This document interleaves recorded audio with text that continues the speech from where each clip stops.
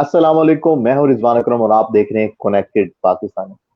हमेशा की तरह कनेक्टेड पाकिस्तानी में हम हमेशा ऐसे लोगों को लेके आते हैं, ऐसे पाकिस्तानियों को लेके आते हैं जो कि पाकिस्तान का चेहरा पूरी दुनिया के अंदर एक मुस्बत रुख के तौर पे पेश कर रहे हैं और वो पाकिस्तान की असल पहचान है। तो हम चाहते हैं कि ऐसे लोग ज्यादा से ज्यादा नजर आए ताकि दुनिया पाकिस्तान को उनके हवाले से जाने और जाने कि दुनिया के अंदर जो पाकिस्तानी अच्छा काम कर रहे हैं वो ये लोग हैं। तो आज हमारे साथ एक ऐसे गेस्ट, मेरे उस्ताद जनाब अली आसिफ साहब मौजूद हैं। सर का तारुफ जो है वो खुद सर किसी तारुफ के मोहताज नहीं है, क्योंकि माशाल्लाह जो काम ये कर रहे हैं वो यकीनन चंद लोगों के लिए नहीं है, हजारों के लिए बल्कि लाखों लोगों को इन्फ्लुएंस कर रहा है। तो sir, welcome to connected Pakistan once again. Jazakallah khair, मेरी जान. First of all, Assalamu alaikum warahmatullahi wabarakatuh to everyone, and thank you so much for the invitation और Jazakallah khair for your kind words. Thank you so much. जितना कुछ आपने बोला है कुछ ज्यादा ही है. अल्लाह सुब्हाना ताला बस आपको इसके जज़ा दें, क्योंकि मेरा हमेशा ये मानना है आपका किरदार आपकी सबसे बड़ी पहचान है. आपके ओहदे, ये वक्ती जो डिग्री हैं, ये सारी चीजें ये कोई मायने नहीं रखती. किरदार हमेशा जिंदा रहता है. तो अगर आपके किरदार की वजह से आपकी पहचान है तो फिर अल्लाह सुब्हाना ताला आपके ऊपर बहुत ज्यादा खुश है. जबरदस्त। सर, मुझे ये बताइएगा, मैं आप क्योंकि सारी दुनिया इस हवाले से आपको जानती है, बैकग्राउंड के हवाले से, एजुकेशन सारा कुछ, एक स्ट्रगल आपकी। मैं आपसे ये जानना चाहता हूँ, कामयाबी की डेफिनेशन क्या है? देखिए, सबसे पहले कामयाबी से पहले हमें ये अंडरस्टैंड करना कि फेलियर क्या चीज है. क्योंकि सबसे ज्यादा हम जो डरते हैं ना, वो फेलियर से डरते हैं. मतलब हर इंसान कुछ भी करने से पहले उसके जहन में जो सबसे बड़ा डर होता है वो होता है फेलियर का. कि मैं फेल ना हो जाऊं, मैं फेल ना हो जाऊं, मैं फेल ना हो जाऊं. और फेलियर हमें ड्राइव कर रहा होता है, हमारी सोच को, हमारी एफर्ट्स को, हर चीज को. क्योंकि फेलियर का खौफ जो है ना, वो हमारे अंदर एक नेगेटिव एनर्जी लेके आता है. मैं अक्सर कहता हूँ कि परेशान होकर परेशानी को हल नहीं किया जा सकता. आप कभी भी, एक परेशानी है ना, उसको कभी भी हल नहीं कर सकते अगर आप परेशान हैं. आप एक परेशानी को एक सही। मुस्बत रवैये के साथ हैंडल कर सकते हैं. इसी तरीके से नाकामी हमारी जिंदगी का हिस्सा है. हमारी जिंदगी में नाकामी ज्यादा है, कामयाबी कम है. हमारी जिंदगी हम्म। के अंदर 90% हमें नाकामियां मिलती हैं, 10% सिर्फ सक्सेस मिलती है. अब ये हमारे ऊपर है कि हम नाकामी को लेते कैसे हैं. ठीक है, हमारे नजदीक नाकामी है क्या, दी एंड है क्या, रोड डेड हो गया है, उसके बाद कुछ भी नहीं बचा, या हमारे लिए ये है कि नहीं, हर नाकामी के पीछे कोई ना कोई लेसन छुपा हुआ है. ये हमारे ऊपर है कि हम उसके ऊपर फोकस करते हैं या नहीं करते. अगर हम थोड़ा सा डीप जाए ना, तो हर नाकामी में कोई ना कोई लेसन हमारे लिए छुपा पड़ा है. हर नाकामी के अंदर, हर नाकामी आपको 3 लेसन देती है. One, either you are not good enough, ये चीज आपके लिए नहीं बनी. ठीक है, आपको कुछ जिंदगी में और करना चाहिए. आप किसी की तकलीद कर रहे हैं, आप किसी को फॉलो कर रहे हैं और अंधाधुंध उस रेस में जा रहे हैं, लेकिन आपको नहीं पता you are made for this stuff. तो वो आपको एक साइन मिल रहा है कि अपना टाइम नहीं जाया करना, do something better for your life. जो मैं हूं वो आप नहीं बन सकते, जो आप है वो मैं नहीं बन सकता हूं. अपनी यूनिकनेस को ओन करें. दूसरा, समटाइम्स ये होता है कि अभी आप रेडी नहीं है, अभी आपका टाइम नहीं आया, अभी आपके अंदर वो एबिलिटीज नहीं है जो आपके अंदर डेवलप होनी चाहिए. और आखिरी सबसे बड़ा ये होता है कि बाज़ दफा अल्लाह सुब्हाना ताला की टाइमिंग के ऊपर यकीन करना बड़ा ज्यादा जरूरी होती है. कि अल्लाह सुब्हाना ताला की टाइमिंग क्या है हमारे लिए. ठीक है, हम चाहते हैं हर चीज वो हो जैसा हम चाहते हैं. मैं कहता हूँ कि जब आप ये सोचते हैं ना, मैं वो चाहता हूँ जो अल्लाह सुब्हाना ताला चाहते हैं, तो फिर इंसान को अल्लाह सुब्हाना ताला की टाइमिंग के ऊपर यकीन हो जाता है कि खालिक कायनात ने जो टाइमिंग मेरे लिए प्लान की, that is the better one. अगर अभी नहीं मिली, इट डज नॉट मीन कि आपके लिए कभी भी ये चीज नहीं आपको मिलेगी. आज अगर मैं पाकिस्तान के अंदर स्पीकिंग कंपटीशन में कभी भी आउट ना होता, तो आज मैं माइक्रोसॉफ्ट का वाइस प्रेसिडेंट कभी भी ना बनता. वो रिजेक्शन ने बड़ा दरवाजा मेरे लिए खोला. तो अल्लाह सुब्हाना ताला बाज़ दफा हमें रिजेक्शन देते हैं बड़ा दरवाजा खोलने के लिए. वो कहते हैं तू बड़ी छोटी सोच रखी हुई है, तेरे लिए तो मैंने बड़ा कुछ सोचा हुआ है, मेरी प्लानिंग के ऊपर यकीन कर, मैं तुझे बड़ा दूंगा.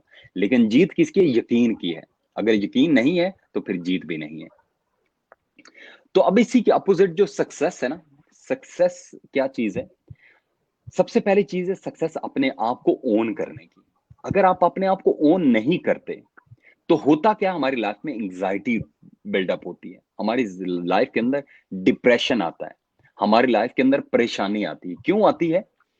हमें ओहदे भी मिल जाते हैं, कामयाबी भी मिल जाती है, सारा कुछ मिल जाता है. मैं आपको एक छोटी सी मिसाल देता हूँ कि जब हम शुरू शुरू में होते थे ना, तो हमारे बॉस जो भी होते थे, हमें उनको देख के बड़ी चिढ़ आती थी कि यार ये कुछ भी नहीं करता और एसी वाले कमरे में ये बैठ जाता है। ठीक है, हम लोग सारे दिन मेहनत करते हैं और ये एसी के अंदर बैठ जाता है। आज लिटरली मैं इतनी ऑर्गेनाइजेशंस को चला रहा हूँ, आज मैं टॉप लेवल पे बैठा हूँ तो मैं कहता हूँ यार वो वाली कुर्सी बेहतर थी कि जिसके ऊपर स्ट्रेस कम था। आज जिस लेवल पे जब आप सीईओ के लेवल पे या बड़े लेवल पे आते हैं ना, आपका स्ट्रेस लेवल भी उतना ही बढ़ता है, आपकी परेशानियां भी उतनी बढ़ती हैं और आपको इश्यूज भी उतना सामना करना पड़ते हैं। लेकिन डिफाइन क्या करता है? अगर आपको डीप सेटिस्फेक्शन है ना, तो एक रेडी वाले को भी मिलेगी, और अगर सेटिस्फेक्शन नहीं मिलेगी तो वजीर आजम बन के भी वो इंसान नाखुश ही रहेगा। क्योंकि कामयाबी क्या है? कामयाबी यही चीज है कि आप यहां से खुश हैं या नहीं। बाज दफा आपको सारा कुछ मिल जाता है लेकिन आप अंदर से खोखले हो जाते हैं, तो ऐसी कामयाबी का क्या फायदा? तो हम समटाइम्स मेरी जान कामयाबी को परस्यू करते इतना दूर तक चले जाते हैं कि जब हमें अंदाजा हो चुका होता है, टू लेट हो चुका होता है, रिश्ते जा चुके होते हैं, हमारा कीमती वक्त जा चुका होता है, हमारे कितने खूबसूरत लम्हे लाइफ के हम जाया कर चुके होते हैं। तो वो जो एक एक खास एक एक का होता है ना कि एक डीप सेटिस्फेक्शन, अगर वो लाइफ में नहीं है तो कामयाबी किसी काम की नहीं। तो कामयाबी के लिए पहली डेफिनेशन डीप सेटिस्फेक्शन होनी चाहिए। थोड़े में भी अगर आपको खुशी मिलती तो आप कामयाब हैं। जरूरी नहीं कि बड़े में आपको कामयाबी मिले, थोड़े में भी अगर आप खुश हैं ना, तो आप दुनिया के सबसे कामयाब इंसान। दूसरी कामयाबी की डेफिनेशन है कि आपकी वजह से दुनिया के अंदर दुख फैल रहा है या सुख फैल रहा है। अगर आपकी वजह से आपके हमसाए को तकलीफ हो रही है, आपने कामयाब तो हो गए लेकिन आपने गाड़ी इसलिए ली कि आपने हमसाए को तकलीफ देनी है, उसको दिखाना है कि देखो मैं कितने पैसे वाला बन गया हूं। आपके पैसे की वजह से, आपके ओहदे की वजह से, आपकी शोहरत की वजह से अगर बाकी लोगों को तकलीफ हो रही है, तो आप बहुत ज्यादा नाकाम है। अगर आपको लगता है ना ये जायदादें, ये पैसा, ये दौलत आपको कामयाब बना गया, तो आप बहुत गलत फहमी में हैं। क्योंकि अल्लाह सुब्हानहू तआला ने बोला मैं नमाजुन तो माफ कर दूंगा लेकिन हुकूकुल इबाद माफ नहीं करूंगा। मैं अल्लाह सुब्हानहू तआला कहते हैं मैं तुम्हें देख भी आजमाऊंगा, मैं तुम्हें लेके भी आजमाऊंगा। जब दे के आजमाते हैं ना, तो वो सबसे बड़ा इम्तिहान होता है, क्योंकि अल्लाह सुब्हानहू तआला कहता है मैंने तुझे दिया है, तो मेरी मखलूक को दे रहा है या अपनी अपनी सिर्फ अपने उस पैसे के ऊपर सांप बन के बैठा हुआ है। और तीसरी जो सक्सेस की सबसे बड़ी डेफिनेशन है ना, वो होती है कि अल्लाह सुब्हानहू तआला के साथ रिश्ता मजबूत हो रहा है या कमजोर हो रहा है। अगर आपकी कामयाबी आपको अल्लाह सुब्हानहू तआला से दूर लेके जा रही है, तो मेरी जान वो कामयाबी नहीं, वो असल में नाकामी है। तो कामयाबी का गेन रिश्ता तीन चीजों से। पहली, deep satisfaction, inner satisfaction inside. दूसरा, आप लोगों के लिए मुश्किलात पैदा कर रहे हैं या उनके लिए आसानियां पैदा कर रहे हैं। और तीसरी चीज, जो चीज आपको अल्लाह सुब्हानहू तआला से दूर लेके जा रही है वो कामयाबी नहीं है, वो दरअसल आपकी नाकामी है। दुनिया के अंदर जितने भी माइटी सक्सेसफुल लोग आए हैं, जब वो बहुत सक्सेसफुल होते हैं, जब उन्होंने पैसे की दौड़ में लगे रहे, एंड पे उनको भी यही अंदाजा होता कि यार असल जिंदगी ये थी। आप उसको देखें ना, जो इंडियन एक्टर था सुशांत सिंह, 34 ईयर्स की एज में उसने सुसाइड कर ली। क्यों सुसाइड कर ली? क्योंकि जो दुनिया ने उसको कामयाबी की डेफिनेशन बताई थी वो खोखली थी। उसको पैसा भी मिला, शोहरत भी मिली, फैन फॉलोइंग भी मिली, सारा कुछ, लेकिन अंदर से बेचारा टूट चुका था। तो अगर आपकी कामयाबी, आपकी शोहरत, आपकी दौलत, आपका पैसा अगर आपका अंदर का कनेक्शन बिल्डअप नहीं कर पाता, तो मेरी जान आप कामयाब हो के भी नाकाम होंगे। जी मेरी जान। सर सर मुझे ये बताइएगा कि जो शख्स दुनिया के अंदर कामयाब हो जाता है, फिर वो इस बात ही की तबलीग कर रहा होता है कि कामयाबी आपके अंदर के खुश होने का नाम है, जबकि जो लोग स्ट्रगल पे होते हैं वो इस डेफिनेशन को नहीं मानते। वो तो कहते हैं कि वो जो बंदा जहां पे बैठ के बात कर रहा है ना, वो उस वजह से बात कर रहा है, तो हम उस वजह वहां पे चले जाएंगे तो फिर हम भी यही बात करेंगे, लेकिन इससे पहले नहीं। आपकी बात बिल्कुल ठीक है। इशू पता क्या था? जिम कैरी जो है ना, जिम कैरी आपको पता है बहुत बड़ा एक्टर रह चुका हॉलीवुड के अंदर। उसने एक दफा बोला था मेरी ख्वाहिश है कि हर बंदा शोहरत याफ्ता और उसको पता चले कि शोहरत याफ्ता होने की प्राइस क्या पे करना पड़ती है। ठीक है? क्यों? जब आप शोहरत के, देखिए मैंने बताया ना कि लाइफ के अंदर एक चीज जहन में रखें, इंसान जितना बड़े लेवल पे जाता है, आप यकीन माने मैं 4:30 उठता हूँ, 4:30 बजे मेरा अलार्म लगा होता है, 4:30 every day, Monday to Friday. और मैं बेड पे कितने बजे जाता हूँ? 11 बजे। वहां से लेकर रात सोने तक मेरा नहीं ख्याल कि कभी भी मेरा फोन ऐसा हो कि साइड पे पड़ा हो। मैं कॉल्स ले रहा होता हूँ, कोई ना कोई मीटिंग चल रही होती, कोई ना कोई कॉन्फ्रेंस चल रही होती, और कोई ऐसा टाइम नहीं होता जब मेरी कोई ना कोई लाइफ के अंदर कुछ ना कुछ हैपनिंग नहीं हो रहा होता।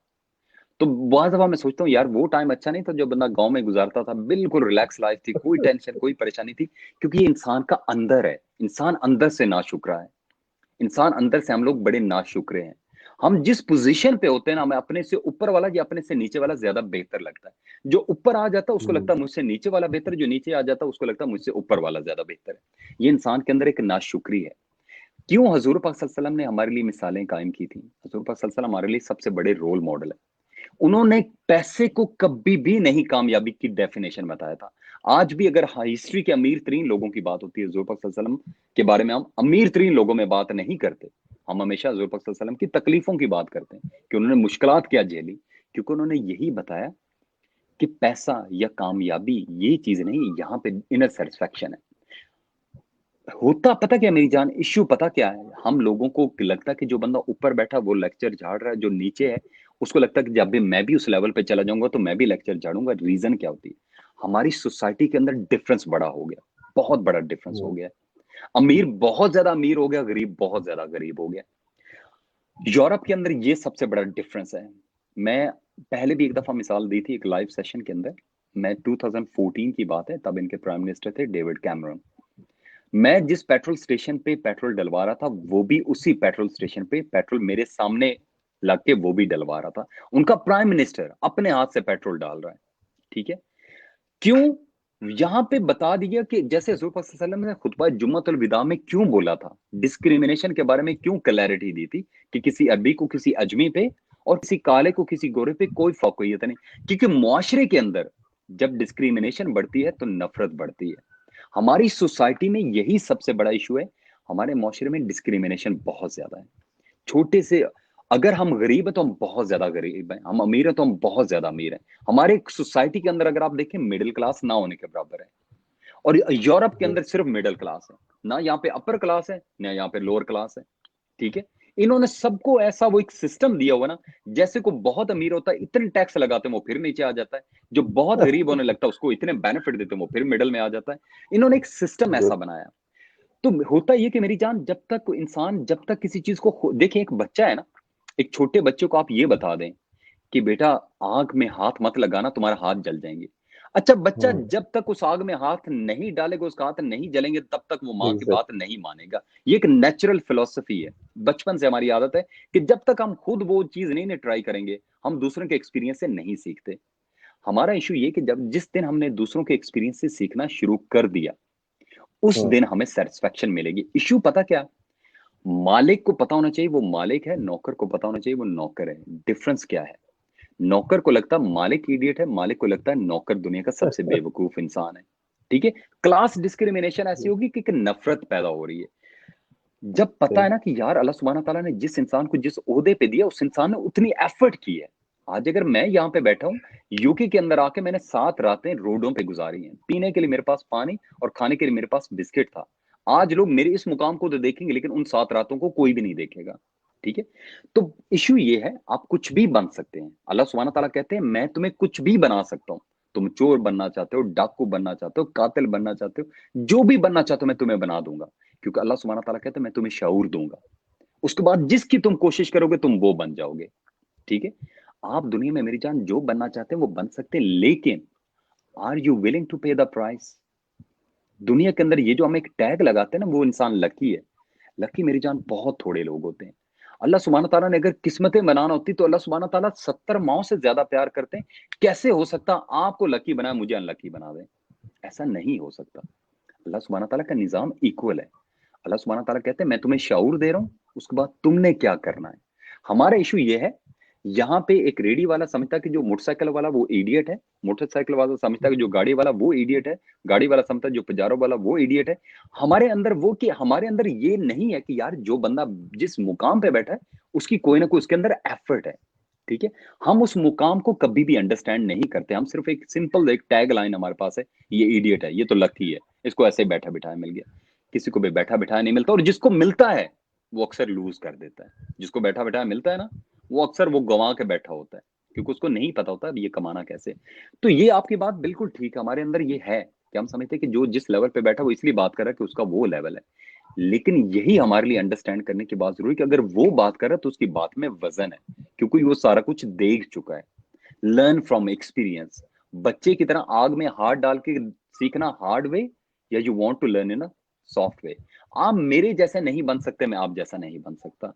जिस दिन इंसान ने इस चीज को रियलाइज कर लिया कि इंसान को अल्लाह सुब्हाना तआला ने यूनिक बनाया है, उस दिन इंसान कभी भी ना उसके अंदर वो एक जैसे होता है ना, एक एंग्जाइटी नहीं आएगी, क्योंकि वो अपने आप को ओन कर लेता है। अल्लाह सुब्हाना तआला कहते हैं जितनी मेहनत डालोगे उतना तुम्हें रिजल्ट मिलेगा। अब मैं मेहनत एक रेडी वाली डाल रहा हूं तो मैं एक मिल वाला कैसे बनूंगा? मेरी मेंटेलिटी ही एक वही है, तो मैं उसको क्यों गालियां दूं जब मेरी मेहनत ही उतनी है, जब मेरी मेंटेलिटी ही उतनी है। सर, मेहनत की बात करें, कुछ लोग जैसे 10 साल 5 साल स्ट्रगल एक करते हैं और फिर वो एक जगह पहुंच जाते हैं, जो बूस्ट कर जाते हैं, जबकि कुछ लोग 25 साल बाद भी वहां नहीं पहुंच रहे होते। 9 to 5 स्ट्रगल सबकी वही चल रही होती है, वर्किंग शायद वो जो 25 साल वाला है उसकी ज्यादा होती है, उसकी स्ट्रगल भी ज्यादा होगी, उसकी शायद एफर्ट भी ज्यादा, हार्ड वर्क भी वो ज्यादा कर रहा होगा। Why we can't make success in specific time, like trigger कैसे होते हैं लोग सक्सेस को? असल में पता क्या होता है, हार्ड वर्क कभी भी सक्सेस की नहीं है। ये सबसे पहले चीज ध्यान में रखिए। Hard work is not the guarantee to give you success. अगर हार्ड वर्क, वही बात है, गधा सबसे ज्यादा दुनिया में तरक्की कर जाए। ठीक है। विजन, क्लैरिटी ऑफ विजन, करना क्या है, बनना क्या है, उसके लिए प्राइस क्या पे करनी, मेरे पास डायरेक्शन क्या है। मैं गारंटी के साथ बोलता हूँ, मैं लोगों को कहता हूँ कि शायद लोगों को लगे ये झूठ बोल रहा है, बट अल्हम्दुलिल्लाह मैं इस टाइम पे भी वजू में हूँ। मैंने 2008 में जो अपनी लाइफ देखी थी, 2020 में एग्जैक्टली वही लाइफ में लीड कर रहा हूँ। क्यों? विजन था, क्लैरिटी थी, करना क्या है, बनना क्या है, उसके लिए रास्ता कौन सा चूज करना, उस रास्ते में रुकावटें कौन सी आएंगी। क्योंकि मसला पता क्या होता, हम सोच तो रहे होते कि हमने कामयाब होना है, लेकिन जब उसकी प्राइस की बात आती है हम कहते हैं नहीं यार, प्रदेश अच्छा नहीं लगता, मेरे घर वाले मुझे बड़े मिस करते हैं, घर वाले जो है ना मुझसे बड़ा प्यार करते हैं, माँ जी के हाथ का खाना जो है ना मैं नहीं छोड़ सकता। मैं अपनी नस्ल का पहला बच्चा हूँ, अपनी पूरे खानदान का, आज तक हमारी नस्ल में कोई भी अब्रॉड नहीं आया। जो प्राइस मैंने पे की है ना, वो मेरी आने वाली नस्ल पे नहीं करेगी। क्योंकि one of your family member, हर नस्ल में से एक बंदा को उठना पड़ता है, प्राइस पे करना पड़ती है, स्ट्रगल करना पड़ती है, कुर्बानियां देना पड़ती हैं, और उसका फल आने वाली नस्ल खाती है। जो मेरी माँ या मेरी बहन ने कुर्बानियां दी थी, उनका फल हमने खाया। आज जो हम कर रहे हैं उसका फल हमारी आने वाली नस्लें खाएंगी। इश्यू पता क्या होता है मेरी जान, सिर्फ विश और डिजायर ये कुछ भी नहीं इंसान को देती। क्लैरिटी होनी चाहिए इंसान के अंदर कि मैंने करना क्या है। ठीक है। हमारा इशू ये होता है कि हम जैसे ही होता है ना, हमारे पास दो तीन प्लान्स होते हैं। अच्छा जी, मैं डॉक्टर हम्म। बनूंगा, फेल हो गया तो मैं ये बन जाऊंगा, फेल हो तो मैं कहता हूँ मेरी लाइफ में एक ही विजन था डे वन से, I want to be this and there is no plan B. जैसे तारिक बिन ज़ियाद ने बोला था, बर्न द बोट्स। हजूर पाक सल्लल्लाहु अलैहि वसल्लम ने ये थोड़ी था कि मक्का के अंदर उनको मुखालफत मिली तो उन्होंने कहा चलो ठीक है जी, खुदा ना खास्ता इस्लाम को छोड़ के कुछ और करते हैं। नहीं, क्लैरिटी ऑफ विजन, पता था यही करना है। अल्लाह सुब्हाना ताला ने एक ड्यूटी, एक जिम्मेदारी लगाई है, यही करना है। यस, समटाइम्स आपको जिस रास्ते पे आप जा रहे हैं वो रास्ता ठीक नहीं होता, you have to change your path. हजूर पाक सल्लल्लाहु अलैहि वसल्लम मक्का में इस्लाम नहीं फैला पाए, वो मदीना में चले गए, और एक दिन मदीना में ऐसी अल्लाह सुब्हाना ताला ने उनको वो मुकाम दिया, मक्का में वापस आए और लोगों ने कहा, आपने पूछा कि तुम लोग मुझसे क्या तवक्को रखते हो, तो आपने कहा आप हमें माफ करने वाले, और आपने माफ कर दिया। होता पता, क्लैरिटी ऑफ विजन होनी चाहिए। अच्छा, इंसान की लाइफ के अंदर ना तीन स्टेजेस होती हैं। एक स्टेज होती है लर्निंग की, एक होती अर्निंग की, और एक होती रिटर्निंग की। Up to the age of 30 ये हमारी लर्निंग की एज होती है। पाकिस्तान की 80% यूथ होती है जिसको कहते हैं लर्निंग की भाड़ में, हमें पैसे चाहिए, हमें जी वो नौकरी दो जिसके अंदर पैसा पड़ा है। ठीक है। ठीक है। अच्छा, हमारी डिग्री, हमारा सबसे इसमें जो सबसे बड़ा इशू ना हमारे निजाम का, हमारा सिस्टम फ्रैक्चर्ड है। हमें बताया जाता है ये डिग्री मिल गई ना तो तुम कामयाब हो गए, जे ग्रेड मिल गया तो तुम कामयाब हो। मेरे कभी भी ग्रेड नहीं आए थे, मैं प्राउडली बताता हूँ, मेरे कभी भी अच्छे ग्रेड नहीं आए थे। I was just an average student. अल्हम्दुलिल्लाह मैं अच्छा था इंग्लिश में, मैं अच्छा था जनरल नॉलेज में, but I was never ever I was a brilliant student. ठीक है। मेरे साथ जो ब्रिलियंट स्टूडेंट थे, अल्लाह सुब्हान ताला उनको इज्जत दे, उनको मुकाम दे, मेरी हमेशा दुआ रहती। लेकिन जो उनको कामयाबी की डेफिनेशन बताई थी उसके उल्टा लाइफ उनको मिली। क्यों मिली? जब एक बच्चे के मार्क्स बहुत अच्छे आते हैं ना, तो वो समझता कि अब सारी दुनिया मेरी गुलाम है, अब मैं तो चैंपियन हूँ, मेरे तो फैसलाबाद में फर्स्ट डिवीजन आई है, अब मुझे तो नौकरी सबसे अच्छी मिलनी चाहिए। अच्छा, नौकरी भी सबसे अच्छी मिल गई, लेकिन रियल लाइफ का एक्सपीरियंस कहाँ है? रियल लाइफ का एक्सपीरियंस ही नहीं है। जब आपको वहां पे रिजेक्शन मिलती है, जब आपको वहां पे धक्के मिलते हैं, जब आप वहां पे परेशानियां मिलती हैं, मैनेजमेंट स्किल्स आपके अंदर नहीं है, फाइनेंशियल मैनेजमेंट की स्किल्स आपके अंदर नहीं है, ठीक है? दुनिया के अंदर तीन सबसे बड़ी हमारे जो है ना हमारे स्किल्स चाहिए। पहला लीडरशिप स्किल्स, दूसरा management, sorry my mistake, management या लीडरशिप, उसको आप एक ही जाविये में लेके जाते हैं, पीपल मैनेजमेंट स्किल। नंबर 2 पे आता है कम्युनिकेशन स्किल्स। अगर आप लोगों के साथ कम्युनिकेशन ही नहीं कर पाते तो आप कभी भी लाइफ के अंदर आगे नहीं जा सकते। अक्सर लोगों को आपने देखा होगा ये गिला करते कि वो बंदा मेरी बात नहीं मानता। मैं कहता हूं तुम्हें बात मनवाना ही नहीं आती। उसको मानने को तो दूर की बात है, पहले ये देखो तुम्हें अपनी बात मनवाना ही नहीं आती। ठीक है, हम काम तो समटाइम्स बहुत अच्छा कर रहे होते हैं।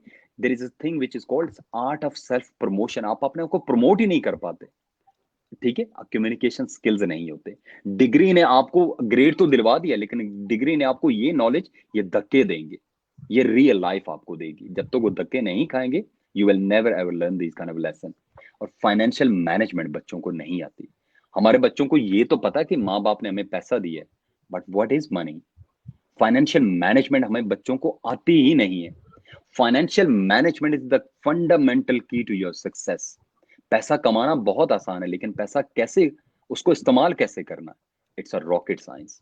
अक्सर बच्चे कमाते हैं लेकिन उसको इस्तेमाल करना नहीं जानते। सो पीपल मैनेजमेंट नंबर 1, दूसरा कम्युनिकेशन स्किल्स, और तीसरा फाइनेंशियल मैनेजमेंट। जब तक ये तीन स्किल्स आपको नहीं आएंगे, आप लाइफ के अंदर बहुत हार्ड वे में लर्न करेंगे। तो इशू ये होता है मेरी जान, जो लर्निंग का फेज होता है अप टू एज ऑफ 30, उसमें हम पैसा कमाते हैं। और जो पैसा कमाने वाली एज, उसमें फिर हम लर्न करते हैं। क्योंकि वो जो पैसा कमाने वाले टाइम पे थे, हमने बाल भी गिरा लिए, हमने दांत भी गिरा लिए, शादी भी होगी, पेट भी बड़ा हो गया, और 30 के बाद फिर जो है ना, हम वो एवरेज 9 to 5 वाली लाइफ गुजारने पे मजबूर हो जाते हैं, क्योंकि एनर्जी लेवल लो हो जाता है। अगर हम up to the age of 30 अगर बेहतरीन तरीके से सिर्फ लर्न करें, पैसे को छोड़ दें, then you don't work for money, money works for you. आप पैसे के लिए काम नहीं करते, बल्कि पैसा आपके लिए काम करता है। आप 30 तक मैं गारंटी देता हूँ, जो बच्चा अपने कैरेक्टर पे काम करे, अपनी लर्निंग पे काम करे, 30 के बाद पैसा खुद ब खुद ही उसके पीछे भागेगा। और जो रिटर्निंग वाला फेज है वो शुरू होता है 50 के बाद। उसके बाद आपने जो किया वही आपकी जात के अंदर आएगा। और चाहे आपके जोड़ जवाब दे जाएं, आपकी जिंदगी में सुकून आए, जो भी आएगा वही रिटर्निंग होगी, जो आपने इस जिंदगी को 50 साल तक उसके अंदर फीडिंग की थी। Sir, why every successful person is related to business sector? Why a Jobian can't be successful at such level? Job वाले भी होते हैं, बिल्कुल हाईली सक्सेसफुल होते हैं। आप जो बड़े बड़े सीईओज हैं, उनकी तनख्वाहें आप सुने। अभी मैकडोनल्ड्स का सीईओ जो है, उसको उन्होंने फायर किया। जब उन्होंने फायर किया है तो पता उसको पे आउट कितना मिला है? आई थिंक $36 million का उसको पे आउट मिला है। ठीक है, जी जी बोलो मुझे,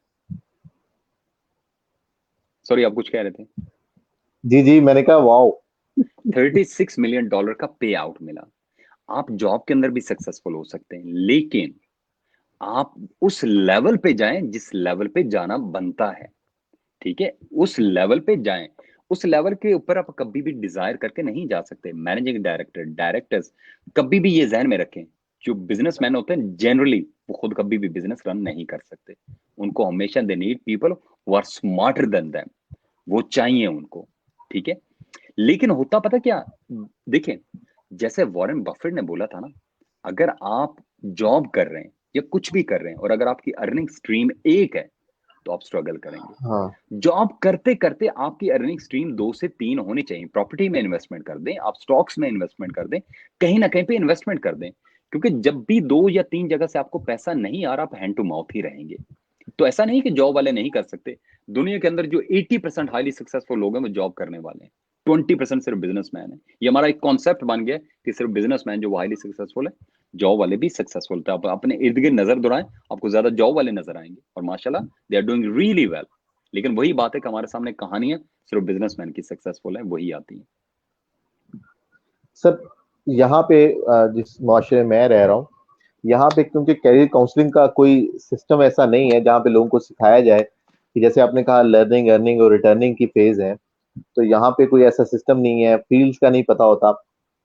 what they should do, like if they are starting their career now after 30 और mid career में हैं, अब क्या करें? लाइक स्किल्स सीखने का शायद टाइम गुजर गया है, फील्ड्स उनकी वो चेंज हो चुकी हैं, अब वो चाहते भी हैं सक्सेसफुल होना, they want to do something but they don't find any path, like narrow हो चुका है but there is a light at the end of the tunnel.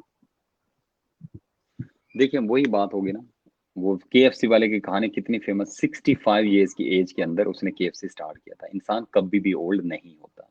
It's all about you, कि जब आपको लगता है I need to reset my life. असल issue पता क्या होता है रिजवान मेरी जान, इट्स द प्राइस।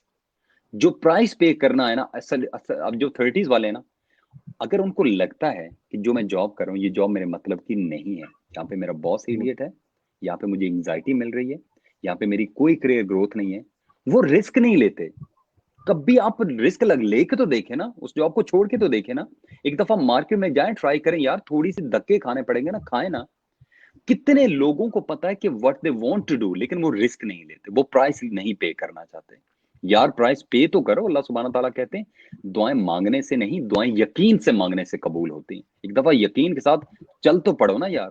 ठीक है, मैंने अभी रिसेंटली ये जो अपनी डिजिटल एजेंसी मैंने शुरू की है पाकिस्तान के अंदर और 5 डिफरेंट कंट्रीज के अंदर अभी लॉन्च की है। ये मैंने इस पेंडेमिक में लॉन्च की है, उस पेंडेमिक में लॉन्च की है जहां पे हर बंदा डर के घरों में बैठा, और उसी दौरान हमने कंपनी एजेंसी लॉन्च की जिसने पाकिस्तान के अंदर मोर और लेस 100 जॉब्स क्रिएट की हैं। ठीक है, और मैं 37 ईयर्स ओल्ड ऑलमोस्ट होने वाला हूँ। ठीक है, तो बात करने का मकसद ये है कि मेरी जान, रिस्क आप कभी भी लाइफ के अंदर लेना चाहते हैं, there is opportunity for you. आपके ऊपर है, आप वो प्राइस पे करना चाहते हैं या नहीं करना चाहते। अगर आपकी जॉब आपको एंग्जाइटी दे रही, अगर आपके रिलेशनशिप आपको एंग्जाइटी दे रहे हैं, you know you deserve better things, then take a start. कहीं ना कहीं वो कहते हैं ना कि दरख्त लगाने का सबसे अच्छा टाइम था, या आज से 20 साल पहले या आज का दिन। ठीक है, आगाज तो करना पड़ेगा, प्राइस तो पे करना पड़ेगी। अगर आप लाइफ में कुछ नहीं कर पाए, मैं स्पीकर बनना चाहता था हमेशा, मैं I think I was 17 years old जब मैं स्पीकर बनना चाहता था।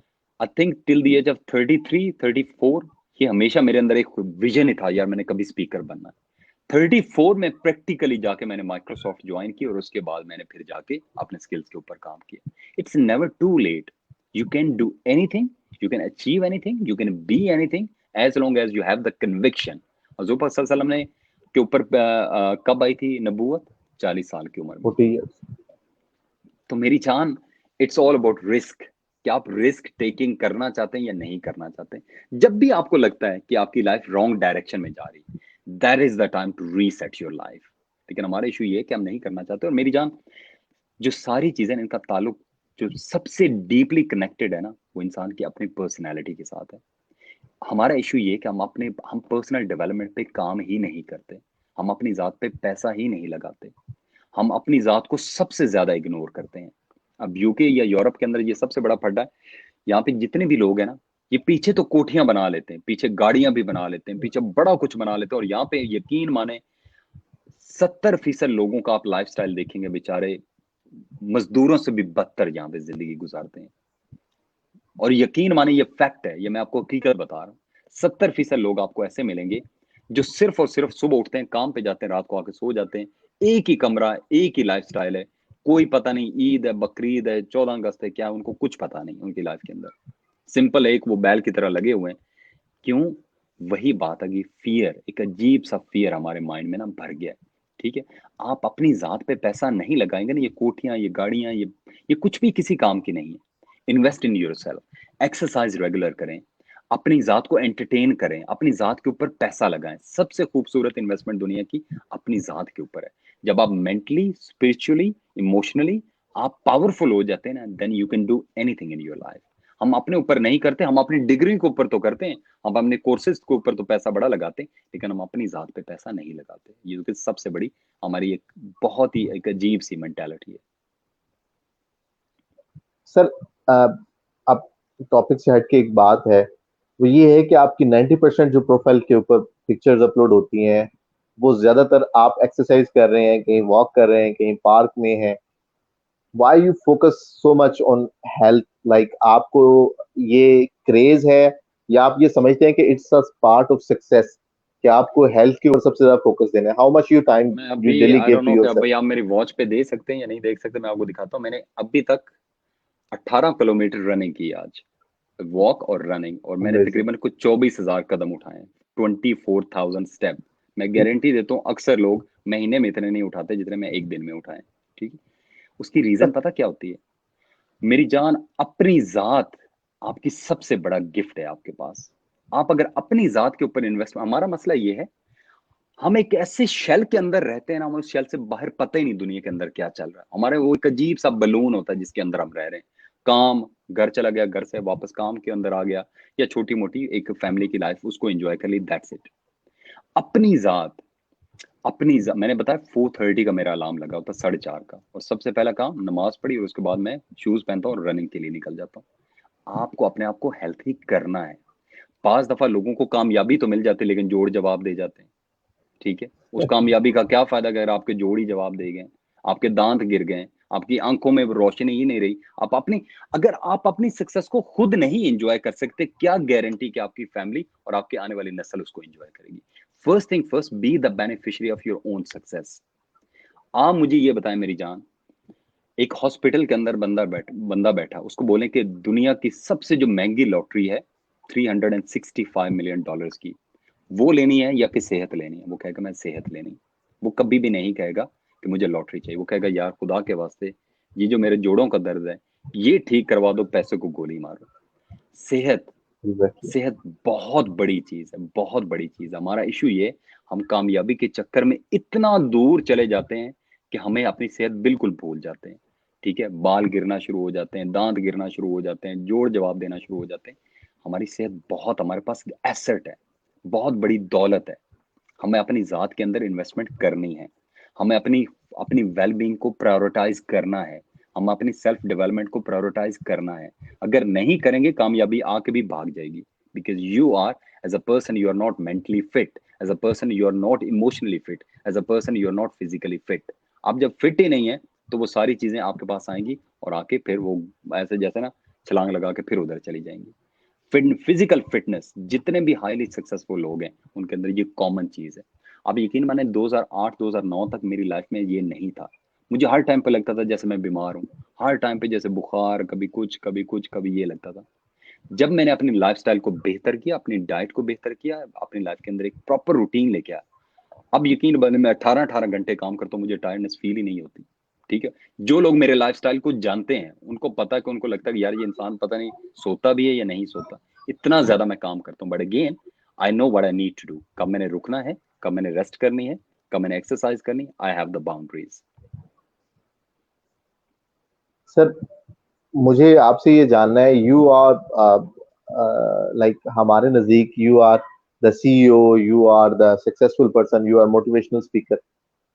आप 4 बजे से लेके 11 बजे तक इतनी शदीद जो टफ रूटीन है, why you are spending, like what's your mission, what you want to achieve in your life?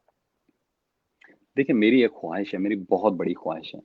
देखिए, मैं अपने गांव से पहला बंदा हूँ, अपनी नस्ल से पहला हूँ बंदा कि जो कि इतनी दूर तक लाइफ के अंदर आया।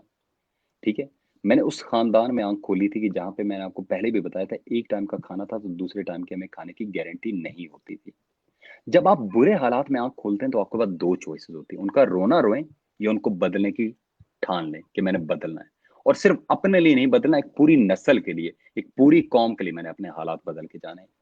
आप अगर सिर्फ अपनी सोचे ना तो शायद अब तक मैं पाकिस्तान के अंदर एक छोटी सी जॉब करके हंसी हंसी खुश खुश लाइफ गुजार रहा होता।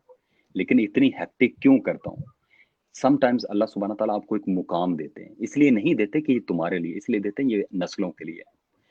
वो कहते हैं ना, वो एक मैं शेर अक्सर पढ़ता हूँ, वो कहता है कि मैं अक्सर इसलिए नहीं थकता क्योंकि मैं बहुत सारे लोगों का हौसला हूँ, कि मुझे देख के लोगों को हौसला मिलता है। कि समटाइम्स मुझे लगता है कि कितने लोगों की नजरें मेरे ऊपर है जो मुझे देख रहे हैं, मैं तकलीफ में भी हूँ। मेरा नहीं ख्याल कि आपको कोई ऐसा बंदा मिलेगा जो कहेगा मेरे मुंह से नेगेटिव बात निकली हो।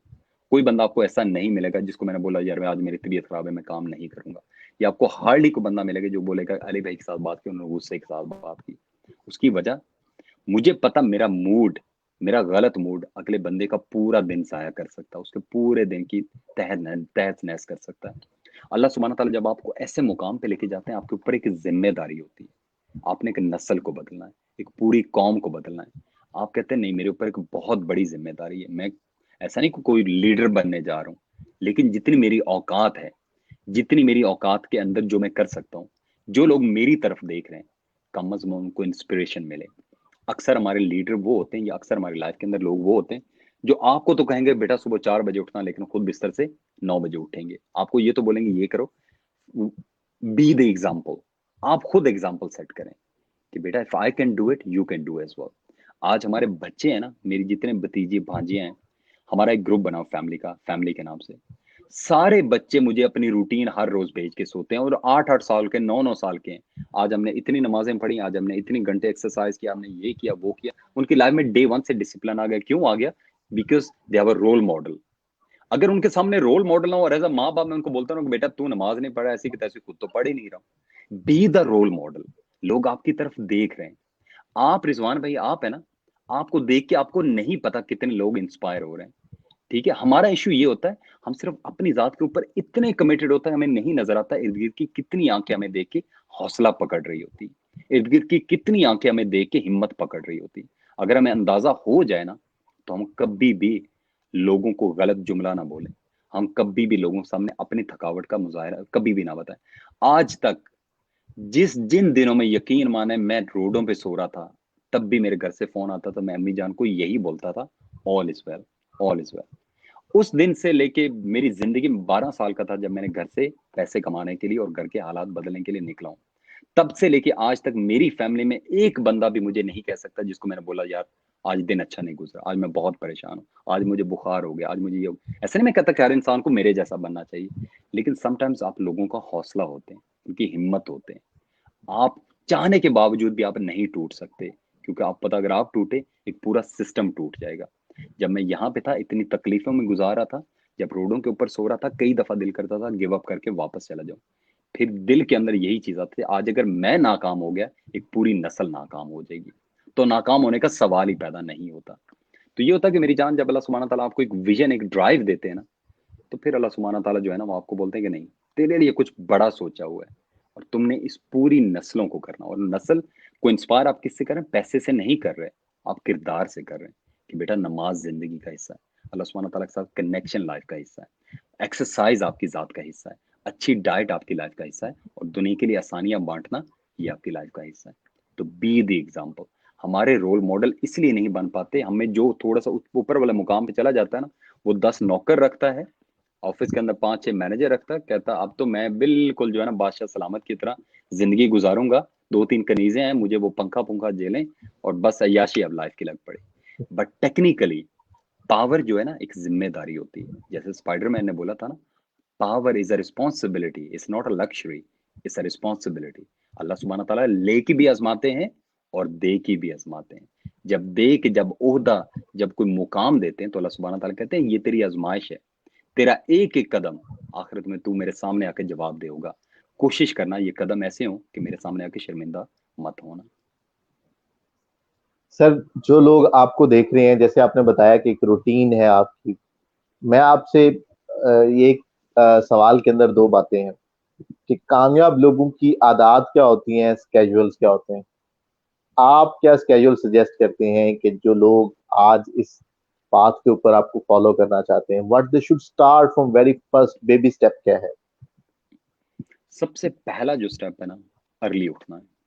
जो अब मैंने एक बहुत ही कॉमन अपने लोगों में इशू देखा है, उठने का टाइम ही कोई नहीं है। कोई 9 बजे उठ रहा है, कोई 10 बजे उठ रहा है, कोई 11 बजे उठ रहा है, कोई 12 बजे उठ रहा है। यार, जिस खालिक के कायनात ने सारा कुछ दिया, उसके नाम से दिन का ही आगाज नहीं किया यार। वो बोल रहा है कि हिय अल फला, और हम सो रहे हैं यार। अल्लाह सुब्हानहू तआला बुला रहा है, मेरी तरफ आओ, मेरी तरफ आओ। मैं तुम्हें रिस्क दिया है, मैंने तुम्हें तंदुरुस्त जिस्म दिया है, मैंने तुम्हें इतनी नेमतें दी है। छोड़ दो इसको, मैं तुम्हें नहीं क्या नहीं दिया, इसको याद करो मैंने तुम्हें क्या दिया है। आओ मेरा थैंक यू बोलो, सबसे पहले मेरी शुक्र गुजारी करो जो चीजें मैंने तुम्हें नवाजी हैं। जिस इंसान का आगाज अल्लाह सुब्हानहू तआला के नाम के साथ नहीं होता, अजानें तो गूंज रही हैं लेकिन उसकी आंख लगी हुई है, मेरी जान, उस इंसान की जिंदगी में क्या कामयाबी आएगी? सबसे पहला जो कुलिया है, जैसे बोला था ना हजरत अली अलैहिस्सलाम ने, कहते मैंने हमेशा सूरज को चढ़ते देखा, सूरज ने मुझे आज तक कभी सोते नहीं देखा। ठीक है, मैंने हमेशा सूरज से पहले हूं, उनकी आंख हमेशा खुलती थी। हजूर पाक सल्लल्लाहु अलैहि वसल्लम तहज्जुद पढ़ा करते थे। हजूर पाक सल्लल्लाहु अलैहि वसल्लम बहुत जल्दी उठा करते थे। मैं कहता हूँ कि रिजवान मेरी जान, अगर हम हजूर पाक सल्लल्लाहु अलैहि वसल्लम को दीन से हटके सिर्फ दुनिया की निगाह से फॉलो करना शुरू कर दें, हमारी जिंदगी इतनी बदल जाएगी जिसकी हद ही नहीं। हम बिल गेट्स को फॉलो करते हैं, हम स्टीव जॉब्स को करते हैं, मैं कहता हूँ सिर्फ हजूर पाक सल्लल्लाहु अलैहि वसल्लम को फॉलो करो। दीन को छोड़ दो एक दफा साइड पे। वो नमाज पढ़नी है, झूठ नहीं बोलना, हज करनी है, ज़कात देनी, वो तो तुम्हारी जिंदगी का हिस्सा है, वो तुम किसी के ऊपर एहसान नहीं कर रहे, अल्लाह सुब्हानहू तआला ने जिम्मेदारियां डाली। हजूर पाक सल्लल्लाहु अलैहि वसल्लम की जात से सीखो, जल्दी उठना। पहली सबसे फंडामेंटल जो है ना आपकी सक्सेस की, कामयाबी की सबसे बड़ी जो है ना कुंजी है, जल्दी उठना। दूसरा, आपकी डाइट आपकी लाइफ में बहुत बड़ा इंपैक्ट डालती है। हमें नहीं पता हम जो खा रहे होते हैं, आपको पता हमारी डाइट हमारी मेडिसिन है। जैसी मेडिसिन हम अपनी बॉडी को देंगे वैसी हमारी बॉडी रिएक्ट करेगी। अगर हमारी बॉडी के अंदर हम पॉइजन डाल रहे हैं, ठीक है, पॉइजन क्या होता है, हम इतना ज्यादा घी डालते हैं, हम इतने मसाले डालते हैं। आप मुझे ये बताएं, एक गोश्त के अंदर आपने इतना कुछ डाल दिया, उसकी तो तासीर ही खत्म होगी, उसकी तो वैसे ही तहस नहस हो गई। मसाले पड़ गए, उसके अंदर घी पड़ गया, गोश्त की तासीर कहाँ पे, उसमें प्रोटीन कहाँ पे बची? क्योंकि प्रोटीन तो सारी गायब होगी, आपने मसाले इतने डाल दिए। ठीक है, हजूर हजूर पाक सल्लल्लाहु अलैहि वसल्लम ने बोला था कि नाश्ता ऐसे करो जैसे एक बादशाह करता है, एक शहनशाह करता है। दोपहर का खाना ऐसे खाओ जैसे एक वजीर करता है, और रात का खाना ऐसे खाओ जैसे एक फकीर करता है। हम कहते हैं नहीं, इसके उल्टा है, नाश्ता तो हमने करना ही नहीं है। अक्सर पाकिस्तानियों को माशाल्लाह मैंने देखा, नाश्ता तो है ही नहीं, और दोपहर का खाना ठीक ठाक माशाल्लाह रज के, और रात का खाना तो 11-12 बजे खाना, और वो भी जो है ना प्रॉपर। और भाई, माशाल्लाह से रात को गोश्त खाते हैं। और आपको पता है, अगर आप रात को गोश्त खाते हैं, गोश्त को हजम होने के लिए 6 घंटे चाहिए, 6 घंटे। अगर आप गोश्त खा के सो गए तो वो हजम कब होगा? तो ये कि हमारी डाइट बड़ा मैटर करती है। पहली चीज आपकी रूटीन, दूसरी आपकी डाइट, तीसरी कैसे लोगों के साथ आपका मिलना जुलना है, वो बड़ा मैटर करता है। उसके बाद एक्सरसाइज, चाहे 30 मिनट्स एक्सरसाइज करें, मैं गारंटी देता हूं आपकी लाइफ के अंदर बहुत कम आपको सेहत के इशू बनेंगे। और तीसरी आखिरी सबसे इंपॉर्टेंट चीज है, लर्निंग करें, बहुत ज्यादा लाइफ के अंदर लर्निंग करें। आज भी बिल गेट्स जैसा बंदा, उसका सबसे ज्यादा टाइम बुक्स पढ़ते गुजरता है। हम कहते हैं नहीं जी, लर्निंग तो गोली मारो, लर्निंग जो किताबों में पढ़ ली स्कूलों में वही लर्निंग है, उसके अलावा कोई लर्निंग नहीं। तो ये कि मेरी जान, हम we are creature of habits, हम हैबिट्स की जो है ना क्रिएचर है, मखलूक है। जैसी हमारी हैबिट्स वैसी हमारी लाइफ, जैसे हमारी हैबिट्स होंगी वैसी हमारी लाइफ होगी। और वो कहते हैं ना, think and act like a successful person before you become a successful person. अगर आप थिंक और एक्ट ही नहीं करेंगे तो सक्सेस कहां से आपको मिलेगी? तो मैं तो सॉरी एक सादा सा बंदा हूँ, मैं ज्यादा फिलोसफीज में नहीं जाता। मेरे तो एक सिंपल से प्रोटोकॉल्स हैं लाइफ को लेके मेरी जान, और यही प्रोटोकॉल्स हैं। अल्लाह सुब्हानहू तआला के साथ कनेक्शन बना लो, अपनी थोड़ी सी रूटीन ठीक कर लो, कामयाबी खुद ब खुद ही पीछे भागेगी। जी मेरी जान। सर आपने एक बात की है, सेल्फ डेवलपमेंट की, लर्निंग की बात की है। जब हम सेल्फ डेवलपमेंट की बात समझते हैं तो हमें हमारे जहन में सबसे पहला ख्याल जो पाकिस्तान के अंदर है वो मोटिवेशनल स्पीकर्स और इंस्पायरेशनल ट्रेनर्स और इन लोगों का आता है। और फिर हम ये सोचते हैं कि इनमें से किसकी तरफ जाया जाए। हर शख्स के पास एक अपनी मैं नहीं कहता कुछ नेगेटिव, लेकिन हर एक के पास अपनी स्पेशलिटी है। तो आप किसको फॉलो करें, किस तरफ जाएं? हर शख्स जो है वो अपने आप को जाहिर है प्रिटेंड कर रहा है कि he is doing something amazing. तो सेल्फ डेवलपमेंट होगी कहाँ से? देखिए, सेल्फ डेवलपमेंट जो होती है ना, सिर्फ ट्रेनिंग अटेंड करने से नहीं होती। ठीक है, सेल्फ डेवलपमेंट जैसे मैंने बताया ना कि सबसे पहले सेल्फ डिसिप्लिन से आगाज होता है। Self discipline is self development.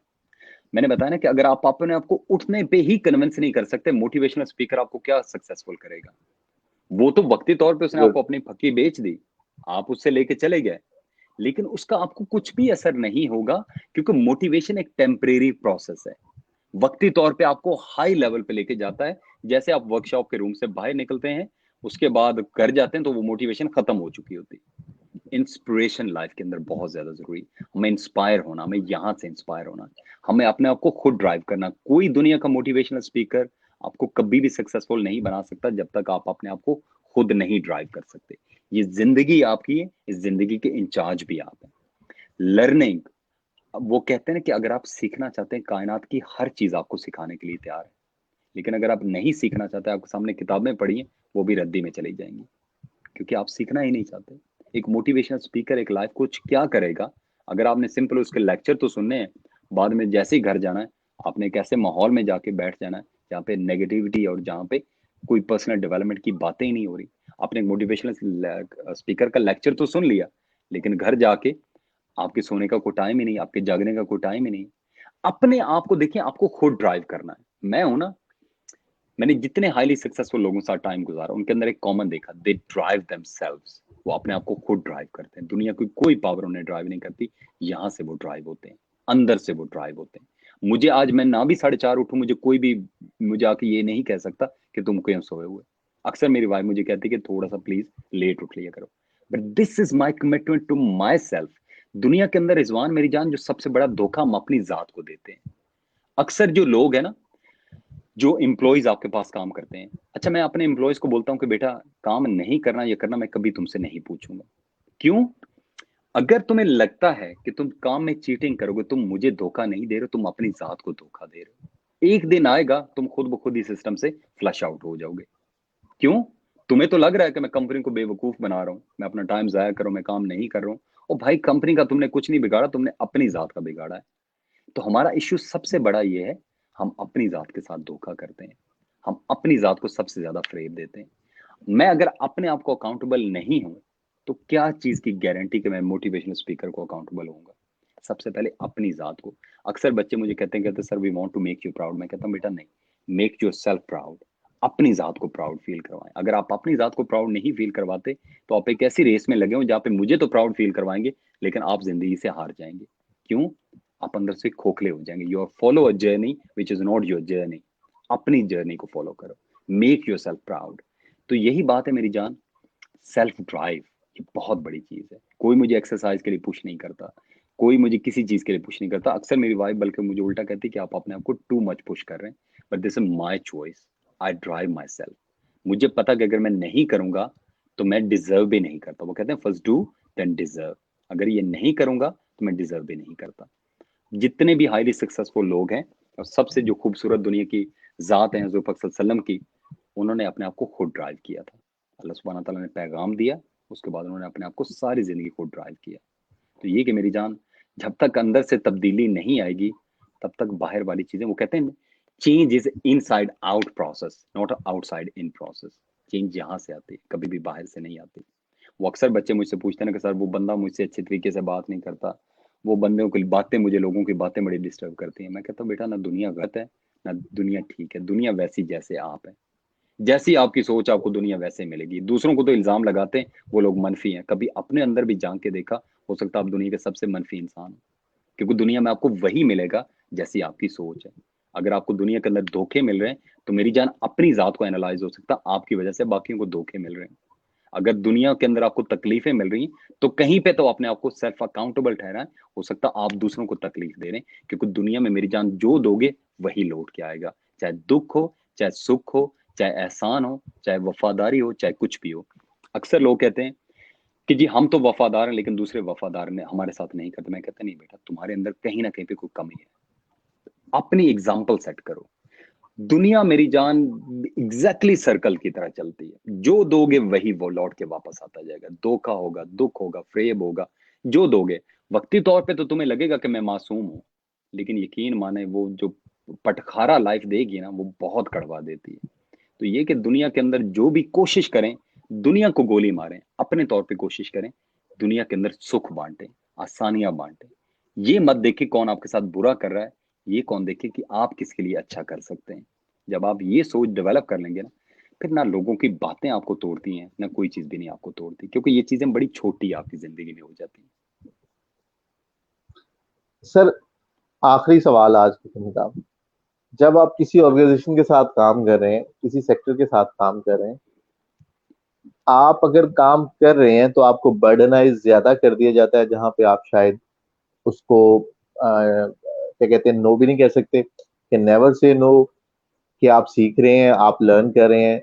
और दूसरी साइड पे एक ये प्रोसेस है कि learn the art of saying no, कि लोगों को रिफ्यूज कैसे करना है, like don't be over burdenize. What's your perspective about it? काम करते रहना चाहिए जितना मर्जी आता है? देखिए, नो बोलना है, लेकिन कब बोलना है ये सबसे मेन चीज है। नो बोलना जरूरी नहीं, जितना ये जरूरी कि कब बोलना ये जरूरी है। मैं जब सेल्स में आया था ना पाकिस्तान के अंदर, तो हमारी सेल्स टीम के अंदर एक कॉमन हैबिट कि वो सुबह आते थे 9 बजे शार्प ऑफिस में और 5 बजे शार्प ऑफिस से निकल जाते थे। और मैं तब अपने सेल्स मैनेजर के पास बैठ के कहता कि मुझे काम दे, मुझे काम दे। वो कहता मैं तुझे क्या काम दूं, तुझे कुछ पता ही नहीं। मैं कहता मुझे कुछ तो काम दे। वो अक्सर कहते हैं अच्छा मेरे जूते जो है साफ कर दो, अच्छा मेरे लिए जाय नमाज लेके आ जाओ, अच्छा वजू करना मेरे लिए वो पानी लेके आ जाओ। लालच मेरा था, मुझे सीखना था। मुझे सिखाने के लिए कोई नहीं आएगा, सीखने के लिए मुझे आगे जाना पड़ेगा। एक टाइम वो आगे उनका ये ट्रस्ट था कि उनकी पूरी कुर्सी को मैं मैनेज किया करता था। एक बंदा जो 20 साल बाद उस कुर्सी पे बैठा था, 1 साल के अंदर उसकी कुर्सी के ऊपर बैठ के हर चीज को मैं मैनेज कर रहा था। क्यों? मैं अपने आप को प्रूव किया।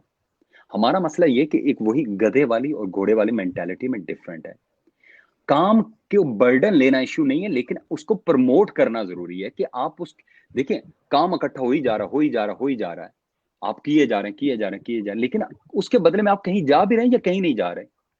ठीक है, उसके बदले में अगर कहीं नहीं जा रहे तो फिर आप दुनिया के सबसे बड़े बेवकूफ इंसान हैं। जैसे मैंने बर्डन लिया, मैंने अपने बॉस को बोलता था कि भाई मुझे जो भी है दें, मैं करूंगा, क्योंकि मुझे पता मुझे फायदा हो रहा है, मैं लर्न कर रहा हूँ। वो रात को सोते थे, मैं उनके घर में बैठ के उनकी प्रेजेंटेशंस तैयार किया करता था। लालच मेरा था, लालच उनका नहीं था। लालच मेरी जात का था कि मुझे आगे बढ़ना है, मुझे सीखना है। तो मेरी जान, इश्यू ये है, बर्डन जो है ना, उन अक्सर उन लोगों के ऊपर पड़ता है जिनको पता ही नहीं होता कि वो कौन है। सबसे पहले वो कहते हैं ना, smart work and hard work में क्या डिफरेंस होता है। स्मार्ट वर्क वाले को पता होता है कि आई एम गोइंग समवेयर, और हार्ड वर्क वाला जो होता है वो सिर्फ मैनेज करता है, वो सिर्फ चीजों को मैनेज कर रहा होता है, दैट्स इट। वो सिर्फ दिन गुजार होता है कि आज का दिन गुजर जाए, फिर कल देख लेंगे।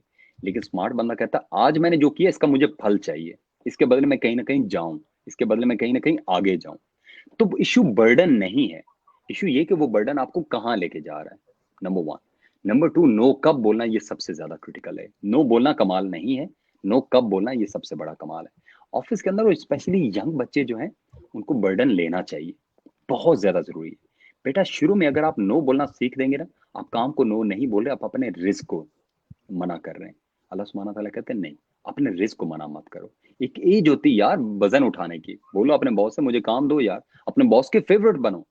मैं कहता हूँ लोगों को, इनकरेज करता हूँ, इसको टीसी लोग बोलते हैं, मैं कहता हूँ भाड़ में जाए, अपने बॉस के फेवरेट बनो, उसके लिए आसानियां पैदा करो, ताकि जब भी प्रमोशन का टाइम है उसको पता हो कि यार ये बंदा है जो मेरे साथ कदम कदम पे खड़ा रहता है। ठीक है, जब तक आप अपने बॉस के लिए आसानियां पैदा नहीं करेंगे, ये कैसे गारंटी वो आपका नाम रेकमेंड करेगा। वो काम दे रहा, आप कह रहे नहीं जी मेरा जाने का टाइम हो गया। अपने ऊपर रिस्ट्रिक्शंस ना लगाएं, अपने बॉस के लिए, अपने मैनेजर्स के लिए आसानियां पैदा करें।